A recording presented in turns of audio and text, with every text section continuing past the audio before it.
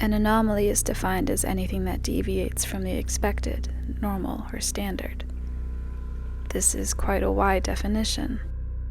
An ant being slightly stronger than most others of its species is an anomaly, but so is something that breaks our perception of reality, something that goes against everything we've ever known, bringing the nature of existence into question, is an anomaly, something to be studied.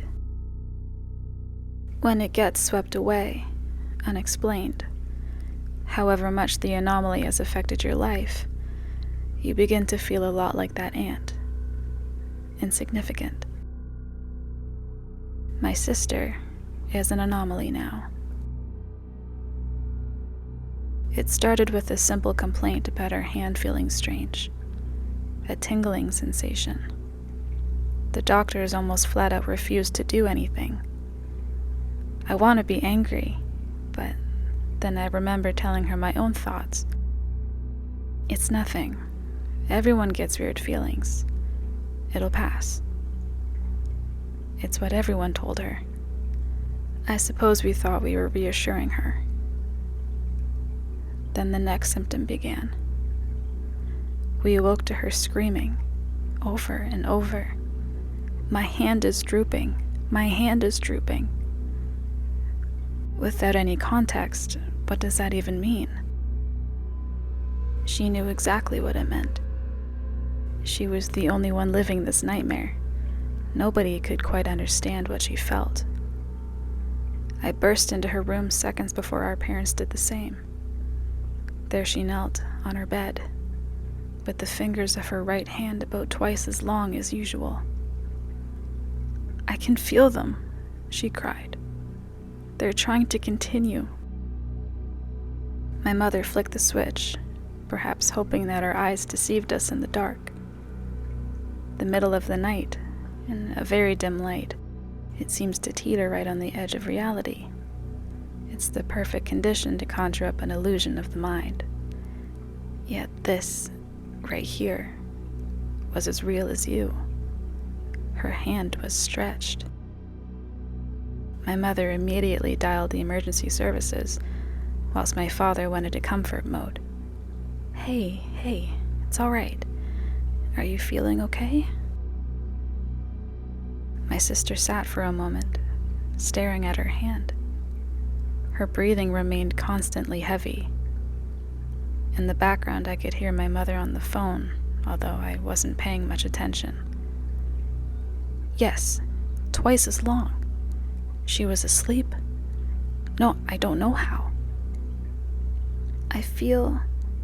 She paused, perhaps focusing on the feeling, deciding whether or not she felt okay. How would she even describe okay in this moment? Long. My father and I glanced at each other for a moment. Was that meant to be a joke? I smiled awkwardly. What does that mean? She got up from her bed, making it slowly apparent to all of us that she was taller. Not by much, maybe an inch or two, but in the context of human height overnight, that's a lot. The room fell silent. I think I could make out the operator on the other side of the phone trying to see if my mother was still there. Physically, she was, but mentally, I think she was just worried for her daughter. What's happening to me? Her voice broke slightly. It broke all of us along with it. To sound so dazed and lost about your own self is heartbreaking. It was the last time I saw her with any description of human emotion. She lunged towards my mother in the doorway, not to hurt her, just to leave the room. Although, with all the urgency she had in her movement, I don't think she would have cared if she had hurt anybody on the way out. We all called out for her, but she didn't turn back around. She didn't speak. She just ran through the house. Leaving the light of her room, she blended into the shadows. I don't know if my mind deceived me, but I swear I saw her hit her head on the ceiling multiple times, as if she was growing further. Each time she did, she grunted with pain, as if using a voice that was not her own. Each of us only seeing her from the corner of our eyes had managed to lose her in her own home. My father searched around upstairs while my mother, still on the phone, started wandering the street outside. Catching a glimpse of something out the back window of the kitchen, I stepped outside. I was afraid of what I might be walking into, what nightmare could be waiting for me. I decided that, whatever it was, I owe it to my sister to join her in this. Slowly, I made my way towards the movement. She had wrapped herself around a tree in the garden, one we used to climb as kids. She spoke something that I could only just make out over the sound of my own heart pounding. Everything is long. Her voice, raspy and weak, frightened me. Her black hair, usually down to her shoulders, now found its way down to the floor.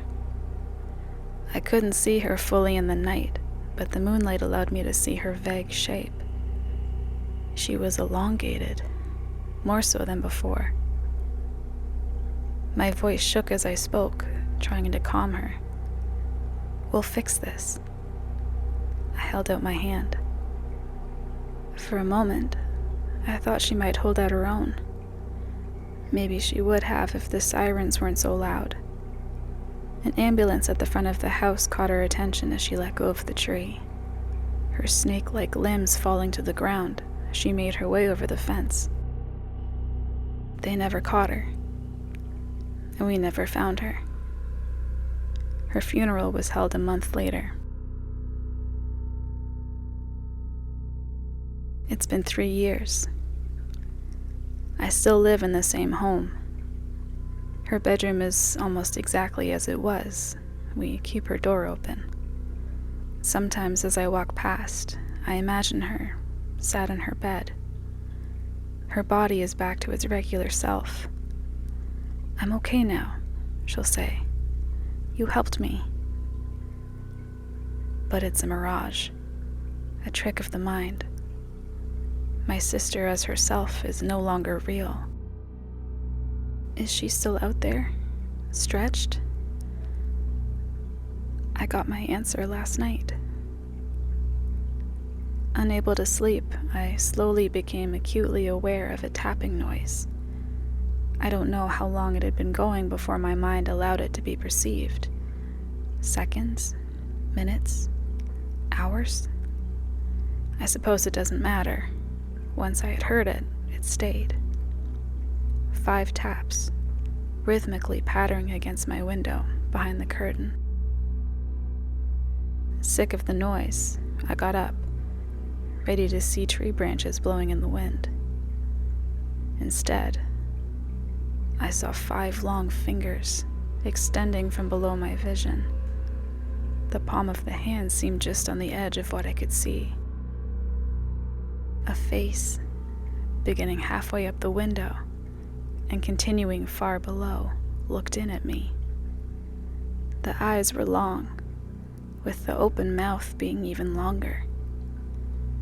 This was unmistakably my sister's face.